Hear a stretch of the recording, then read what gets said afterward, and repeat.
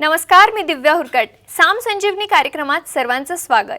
Hypertension आणि त्यावर आधुनिक उपचार पद्धती या विषयावर आज आपण चर्चा करणार आहोत आणि यावर आपल्याला मार्गदर्शन करणार आहेत नाशिकच्या आशा हार्ट क्लिनिकचे हृदयरोग तज्ज्ञ डॉक्टर अतुल पाटील सर. कार्यक्रमात मनापासून स्वागत आहे. नमस्कार. चर्चेला सुरुवात करायची आहे, मात्र त्याआधी आपण सरांविषयी थोडक्यात माहिती जाणून घेऊयात. डॉक्टर अतुल पाटील हे गेल्या 15 वर्षापासून हृदयरोग तज्ज्ञ म्हणून कार्यरत आहेत. 2013 पासून नाशिक शहरात आशा हार्ट क्लिनिकच्या माध्यमातून ते रुग्णसेवा करत आहेत. या काळात त्यांनी 10,000पेक्षा अधिक हृदय शस्त्रक्रिया केल्या आहेत. आतापर्यंत एंजिओग्राफी, एंजिओप्लास्टी, पेसमेकर, बलून शस्त्रक्रिया अशा विविध हृदय शस्त्रक्रिया त्यांनी यशस्वीरित्या पार पाडल्या आहेत. गेल्या 2 वर्षात उच्च रक्तदाब, त्यांचं निदान आणि आधुनिक उपचार पद्धती याचा सखोल अभ्यास केला. कमी वयात होणारा उच्च रक्तदाब, अनियंत्रित उच्च रक्तदाब आणि त्यामुळे होणारे घातक परिणाम समाजात मोठ्या प्रमाणात आहे असं त्यांना आढळून आलं आणि त्यामुळेच त्यांनी या विषयाविषयी समाजात जनजागृती करण्याचा विडा उचलला आणि त्याच उपक्रमाअंतर्गत त्यांनी नो हायपरटेन्शन हे पुस्तकही लिहिलं. तसंच आधुनिक तंत्रज्ञानाचीही मदत त्यांनी घेतली आणि त्याबद्दलच आज आपण सरांकडनं जाणून घेणार आहोत. सर, हायपरटेन्शनबद्दल आम्हाला तुमच्याकडनं जाणून घ्यायचं आहे. मात्र सर, हायपरटेन्शनला सायलेंट किलर असं का म्हणतात? यस, नक्कीच. तुम्ही जसं म्हटलं सायलेंट किलर म्हणजे जसं नाव संबोधतं, सायलेंट किलर म्हणजे काहीही सिम्पटम न देता किंवा पेशंटला काहीही त्रास न होता तो शरीरात अपाय करत असतो. म्हणजे एखाद्या व्यक्तीला ब्लड प्रेशर मागच्या 5 ते 6 वर्षांपासून असेल तर त्याला काहीही सिम्पटम येत नाही, जसे दुसऱ्या आजारांमध्ये आपल्याला येतात. म्हणजे व्हायरल फीवर झाला, डेंग्यू झाला तर अंग दुखतं, ताप येतो आणि आपल्याला फीवर झाला आहे असं समजतं.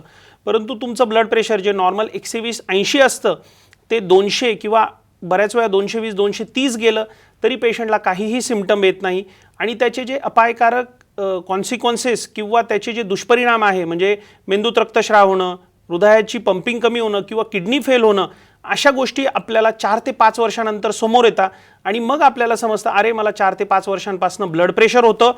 आणि मग बऱ्याच वेळा गोष्टी फार पुढे सरकलेल्या असतात आणि ते अवयव मुख्यत्वे मेंदू, हृदय आणि किडनी आपल्याला वाचवता येत नाही. म्हणूनच याला आपण सायलेंट किलर असे म्हणतो आणि त्याचे लवकर निदान करणे हे फार आवश्यक आहे. अगदी सर, तुम्ही हायपरटेन्शनवर एकदम सखोल अभ्यास केलेला आहे. याचे काही प्रकारही असतात का सर हायपरटेन्शनचे? येस, नक्कीच. उच्च रक्तदाबाचे मुख्यत्वे 2 प्रकार आढळून येतात. एकाला इडिओपॅथिक किंवा इसेन्शियल हायपरटेन्शन असे म्हणतात आणि दुसऱ्याला सेकंडरी हायपरटेन्शन असे म्हणतात. इसेन्शियल हायपरटेन्शन म्हणजे वयोमानानुसार येणारे हायपरटेन्शन. जसं आपण 40 ते 50च्या पुढे जातो त्याप्रमाणे धमन्या ह्या कठोर होता किंवा कडक होता आणि त्यामुळे ब्लड प्रेशर वाढते. हे वयोमानानुसार होतं. परंतु सेकंडरी हायपरटेन्शन म्हणजे शरीरातील दुसऱ्या कुठल्या तरी अवयवात बिघाडून, मुख्यत्वे किडनी म्हणजे किडनीचे फेल होणे किंवा काही हार्मोन्सचे आजार आहे यांच्यामुळे ब्लड प्रेशर वाढणे, याला सेकंडरी हायपरटेन्शन म्हणतात. इसेन्शियल हायपरटेन्शन हे टाळता येत नाही कारण ते अनुवंशिकतेने आणि वयोमानानुसार येते. परंतु सेकंडरी हायपरटेन्शनची जी कारणे आहे, म्हणजे किडनी जर फेल असेल ती दुरुस्त केली, हार्मोन्सचे काही प्रॉब्लेम असतील त्याच्यावर उपचार केले तर आपल्याला हे ब्लड प्रेशर परत मूळ जागी आणता येते. अगदी सर, खूप वास्ट असा हा विषय आहे हायपरटेन्शन आणि खूप घातकही असा आहे. तर याचं निदान कसं करता येतं की हायपरटेन्शन झालं आहे हे कसं कळायचं? हायपरटेन्शनचे निदान तसे म्हणाल तर खूप सोपे आणि म्हणाल तर खूप अवघड आहे. परंतु तुम्ही जसं जाणत असाल की कुठल्याही व्यक्तीला जेव्हा एखाद्या वेळेस शंका येते की माझं BP वाढलं आहे तर त्यासाठी एक साधी टेस्ट आहे. मी टेस्टही नाही म्हणणार, एक आपल्या डॉक्टरांकडे जाऊन, घराच्या जवळ जे कुठलेही डॉक्टर आहे त्यांच्याकडे जाऊन स्पिग्मोमॅनोमीटर म्हणजे ब्लड प्रेशर मशीनच्या मदतीने ब्लड प्रेशर मोजणे, जेणेकरून आपल्याला समजू शकते की ब्लड प्रेशर आहे.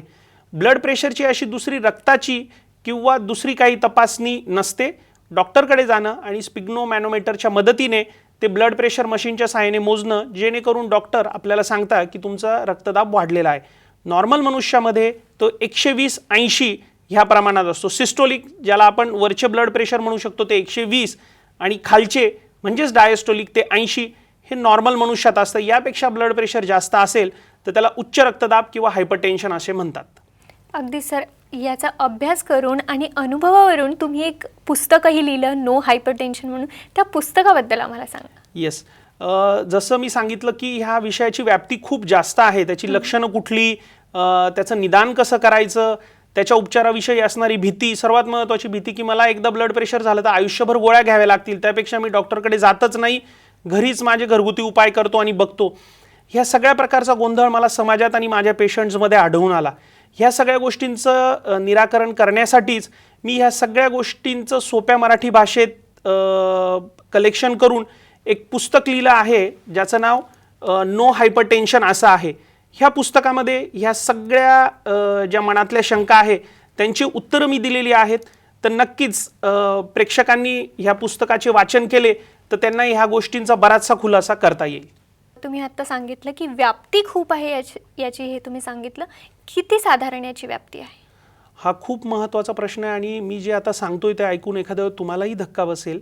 वैद्यकीय क्षेत्रातलं लॅन्सेट नावाचं जे प्रसिद्ध मॅगझिन आहे त्याचा मागच्या महिन्यातच एक अहवाल प्रसिद्ध झाला. त्याच्यात त्यांनी जगभरात उच्च रक्तदाब म्हणजे हायपरटेन्शनची व्याप्ती किती आहे याचा अभ्यास केला, लाखोवर पेशंटचा अभ्यास केला आणि त्याच्यात भारतातलं जे त्यांचं ऑब्झर्वेशन आहे ते अतिशय धक्कादायक आहे. भारतामध्ये 25 ते 30% पेशंट्सला उच्च रक्तदाब असल्याचं त्यांना आढळून आलेलं आहे. आज आपला देश हा 150 कोटी लोकसंख्या असलेला देश आहे. तर तुम्ही त्याची व्याप्ती बघू शकता. म्हणजे जवळजवळ 30 ते 35 कोटी लोकांना आज उच्च रक्तदाब असण्याची शक्यता आहे. आणि त्याच्यात भयावह गोष्ट अशी आहे की ह्या सर्व पेशंटपैकी 50% पेशंट्सला आपल्याला उच्च रक्तदाब आहे याविषयी माहितीच नसते. त्याच्यातल्या ज्या 50% लोकांना आपल्याला उच्च रक्तदाब आहे अशी माहिती आहे, त्याच्यातले 50% पेशंट्सचा उच्च रक्तदाब हा नियंत्रित नसतो.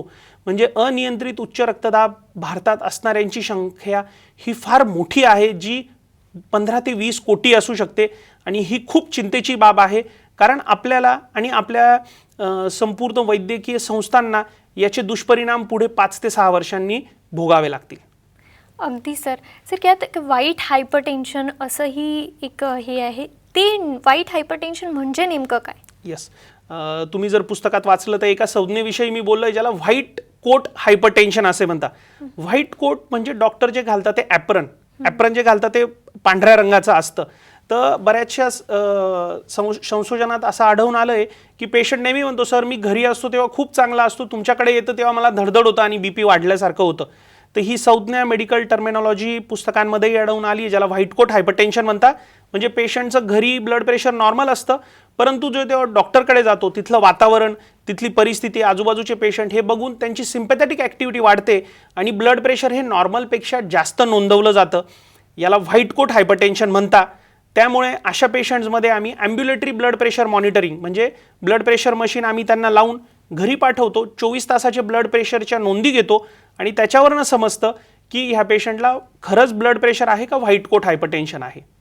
अगदी सर. हायपरटेन्शन एक अशी बिमारी आहे म्हणजे ज्याने आत्महत्याचंही पाऊल माणसं उचलतात. हायपरटेन्शनचं निदान झाल्यानंतर त्याच्यावर उपचार पद्धती काय असतात, कशा प्रकारे उपचार करू शकतात? बरोबर आहे. हायपरटेन्शन मी जसं सांगितलं निदान करणं अतिशय सोपं आहे आणि स्वस्त आहे. त्याला कुठल्याही महागड्या किंवा कॉम्प्लिकेटेड टेस्ट लागत नाही. आपल्या जवळच्या डॉक्टरकडनं जाणं आणि त्यांच्याकडनं ब्लड प्रेशर मोजून घेणं.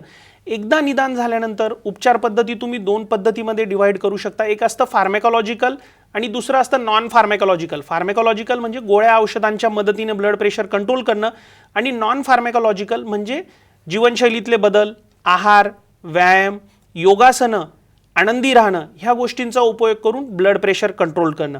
फार्मेकॉलॉजिकल म्हणजे गोळ्या औषधांचा खूप महत्त्वाचा भाग असतो. आज आधुनिक वैद्यकशास्त्रामुळे अतिशय सेफ, ज्यांचे दुष्परिणाम काहीच नाही, अशा गोळ्यांच्या मदतीने ब्लड प्रेशर कंट्रोल करता येतं. आणि मी सांगितलेले नॉन फार्मेकॉलॉजिकल म्हणजे जीवनशैलीतलेही बदल आपण केले तर दोघी गोष्टी मिळून लवकरात लवकर ब्लड प्रेशर कंट्रोल येतं आणि गोळ्यांचे प्रमाण वाढत नाही. असे आढळून आले आहे की नॉन फार्मेकॉलॉजिकल जे मेजर्स आहे त्याच्याने जास्तीत जास्त 10 ते 15 मिलीमीटर ऑफ मर्क्युरी तोपर्यंत ब्लड प्रेशर कंट्रोल करता येतं. तर फक्त असं म्हणणं की मी सर घरी जाऊन व्यायाम करेल, खूप आहार करेल, उच्च रक्तदाब पूर्णपणे कंट्रोल होणं थोडं अशक्य असतं. त्याच्यामुळे गोळ्यांची मदत आणि ह्या जीवनशैलीतले बदल करून आपल्याला एक चांगल्या प्रकारे उच्च रक्तदाब कंट्रोल करता येतो. अगदी सर. तर तुम्हालाही हायपरटेन्शनविषयी काही माहिती जाणून घ्यायची असेल किंवा उपचार पद्धती जाणून घ्यायची असेल तर सरांचे संपर्क क्रमांक सध्या आमच्या स्क्रीनवरती फ्लॅश होत आहेत, ते तुम्ही नोट डाऊन करून घेऊ शकता. ते तुम्ही नोट डाऊन करून घ्या आणि सरांना नक्की संपर्क करा. आणि सरांनी एक बुक लिहिली आहे नो हायपरटेन्शन म्हणून. ती बुकही तुम्ही मागवू शकता आणि ती बुक तुम्हाला मोफत घरपोच मिळणार आहे. मोफत सेवा आहे ही, घरपोच तुम्हाला बुक मिळू शकते. तर त्यासाठी संपर्क क्रमांक आमच्या स्क्रीनवरती फ्लॅश होत आहेत, ते तुम्ही नोट करून घ्या आणि नक्कीच सरांना संपर्क करा. सर, हायपरटेन्शनबद्दल आपण जाणून घेतलं, मात्र हे उपचार पद्धती करताना किंवा करण्याआधी काही तपासण्या करणं गरजेचं आहे का? नक्कीच. जेव्हा कोणालाही उच्च रक्तदाबाचं निदान होतं तेव्हा त्यांचे जवळचे डॉक्टर किंवा जनरल फिजिशियन त्यांना गोळ्या सुरू करतात आणि हे मेडिसिन सुरू करताना काही गोष्टींचा अभ्यास करून घेणं गरजेचं असतं. त्याच्यात सिंपल टेस्ट आहे ECG. प्रत्येक ब्लड प्रेशरचा पेशंट त्यांनी एकदा ECG करून हृदयाला सूज आहे का ते बघून घेणं गरजेचं असतं.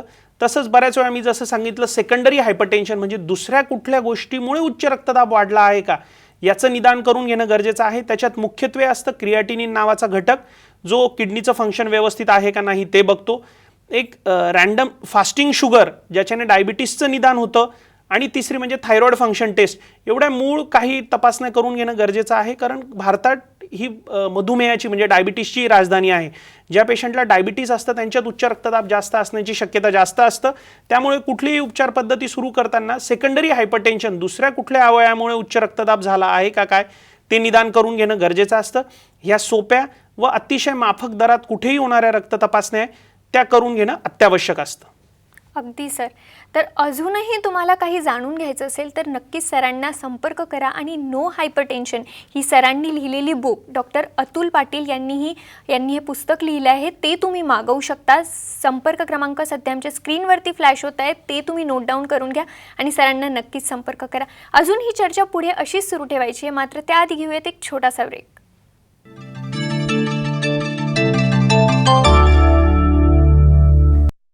ब्रेकनंतर साम संजीवनीमध्ये तुमचं पुन्हा एकदा स्वागत. एक वेगळ्या विषयावर आज आपण चर्चा करतोय, हायपरटेन्शन आणि त्यावरील अत्याधुनिक उपचार. आणि डॉक्टर अतुल पाटील सर आपल्याला मार्गदर्शन करतायत. सर, हे नो हायपरटेन्शन जे पुस्तक तुम्ही लिहिलं त्यात एक पंचसूत्री म्हणून मी एक पेज बघितला. पंचसूत्री नेमकं काय आहे?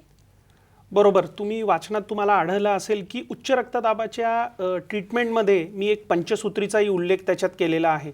मला असं आढळून आलं की नुसतं डॉक्टरांकडे जाऊन उच्च रक्तदाबाचं निदान करणं आणि मी रेग्युलर दिलेल्या गोळ्या खातोय नित्यनियमाने, एवढं करून जवळजवळ 50% पेशंटचं उच्च रक्तदाब नियंत्रणात येत नाही. त्याच्यामुळे त्या गोष्टींबरोबर कुठल्या गोष्टींचा मदत घेतली पाहिजे ते मी सोप्या मराठी भाषेत समजावून सांगितलं आहे. त्याच्यातली महत्त्वाची पंचसूत्री म्हणजे आजाराचा स्वीकार. म्हणजे आपल्याला ब्लड प्रेशर आहे आधी आपण स्वीकार केलं पाहिजे. बऱ्याच वेळा आपण असं म्हटलं, नाही मला काही त्रास होत नाही, मला उच्च रक्तदाब नाही, मी गोळ्या घेणार नाही, डॉक्टरांनी एखाद महिना दिला मी घेणार आणि त्यानंतर बंद करणार, तेही घातक होतं. जीवनशैलीतले बदल, रोज 40 ते 45 मिनटं वॉकिंग करणं, कुठलाही एखादा मैदानी खेळ, मग तो सायकलिंग असो, जॉगिंग असो, स्विमिंग असो, ह्या गोष्टींचा समावेश करणं, डॉक्टरांची मदत घेणं काही छोटे मोठे त्याच्यात अडचणी येत असतील तर, आणि तंत्रज्ञानाचा वापर याविषयी मी जास्त भर दिली. तंत्रज्ञान म्हणजे मागच्या तुम्ही 2 वर्षात बघितलं असेल ज्याप्रमाणे कोविडची महामारी आपल्या भारत देशात आणि जगभरात पसरली, तंत्रज्ञानाचा वापर आपण जास्तीत जास्त करतो. ऑनलाईन स्कूलपासनं तर ऑनलाईन वर्क फ्रॉम होम ह्या गोष्टी आहेत. तसाच मेडिसिनचाही उपयोग याच्यात खूप गरजेचा आहे. स्मार्टफोन हे आज प्रत्येकाच्या हातातलं खेळणं बनलेलं आहे. तर स्मार्टफोनच्या साहाय्याने आपण उच्च रक्तदाब कसा कंट्रोल करू शकतो याविषयी मी अभ्यास केला आणि त्याचा उल्लेख मी ह्या पुस्तकात केलेला आहे. अगदी सर. आणि हे पुस्तक लिहिल्यानंतर तुम्ही एक ॲपही डेव्हलप केलं आहे, तर त्या ॲपविषयी आम्हाला सांगा. नक्कीच. मी जसं तुम्हाला सांगितलं की स्मार्टफोन आता ही एक श्रीमंतीचं लक्षण राहिलेलं नाही आहे. हे प्रत्येक व्यक्तीकडे एक जीवनावश्यक गोष्ट झालेली आहे. तर मीही तोच विचार केला की एका स्मार्टफोनच्या मदतीने आपल्याला ह्या आजारावर कसा विजय मिळवता येईल.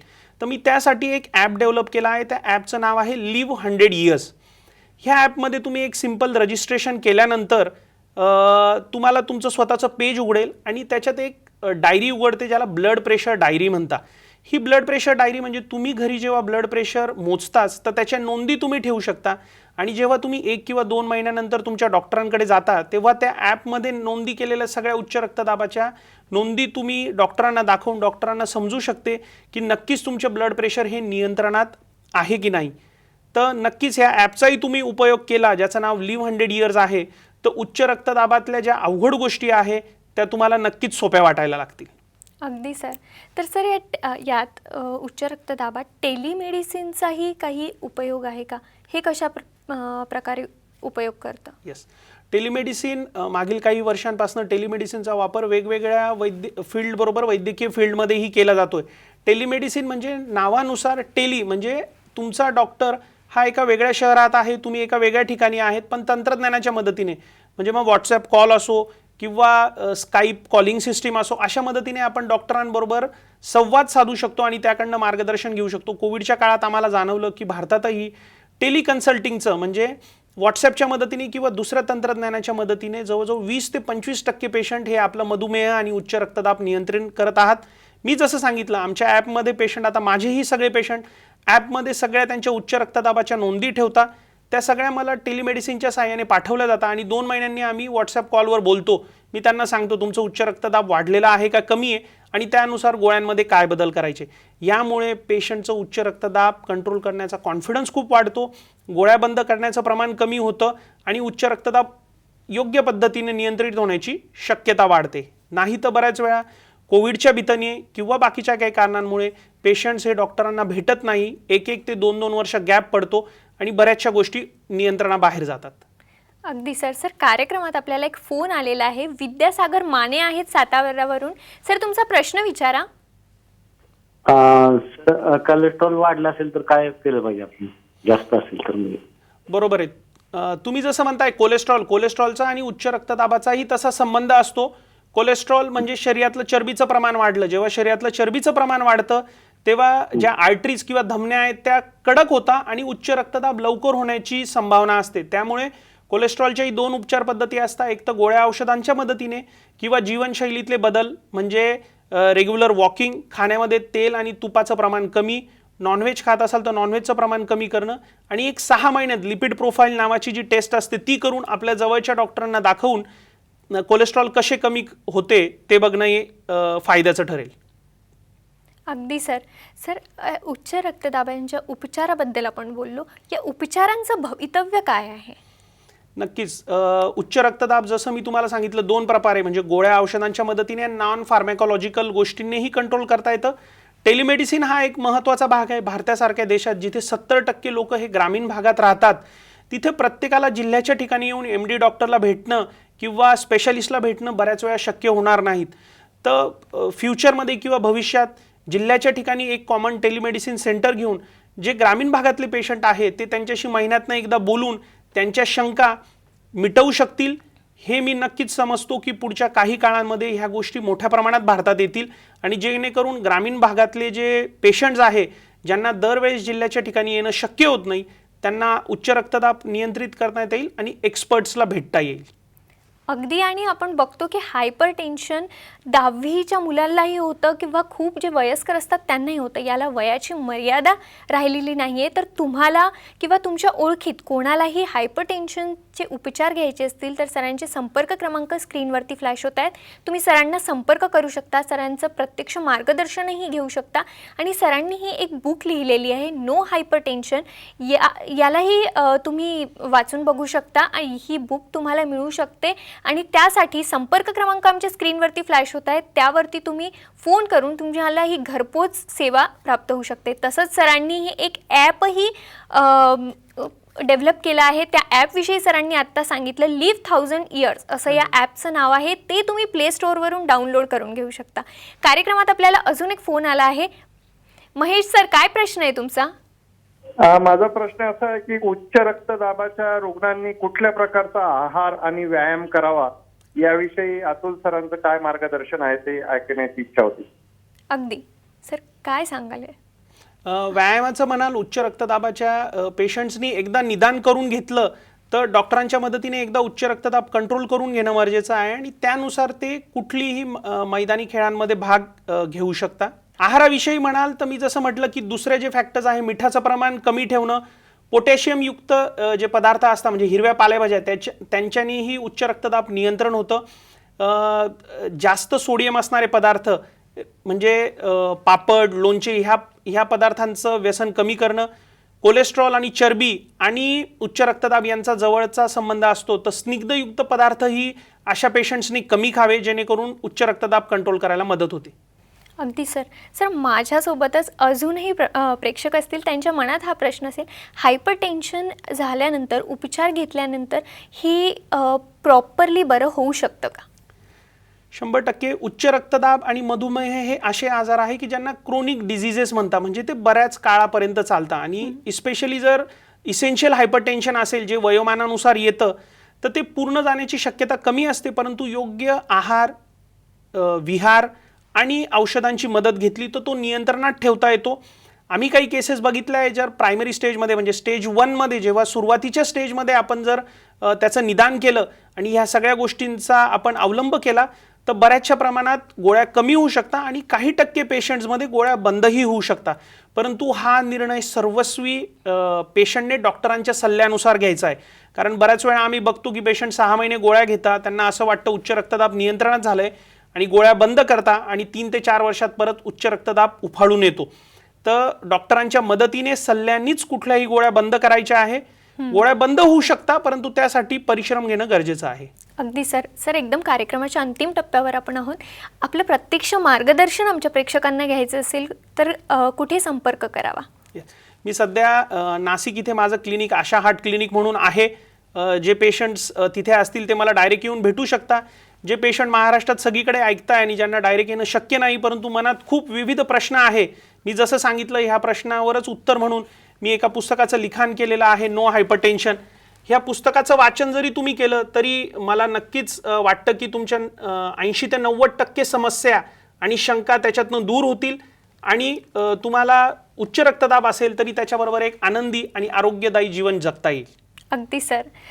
नो हायपरटेन्शन हे पुस्तक तुम्ही नक्की वाचा आणि हे पुस्तक तुम्हाला कुठून घ्यायचं आहे त्या संदर्भात ही सगळी माहिती तुम्हाला आमच्या स्क्रीनवरती एक नंबर फ्लॅश होतोय, त्या नंबरवर तुम्ही संपर्क करून घेऊ शकता. आणि सरांचा ॲप आहे लिव्ह 1000 इयर्स, तोही तुम्ही प्ले स्टोअरवरून डाउनलोड करू शकता. सर तुम्ही इथे आलात आणि एवढं छान मार्गदर्शन आम्हाला दिलं त्यासाठी तुमचे खूप खूप आभार. धन्यवाद. साम संजीवनीमध्ये आज वेळ झाली इथेच थांबण्याची, मात्र तुम्ही कुठेही जाऊ नका, पाहत रहा साम TV.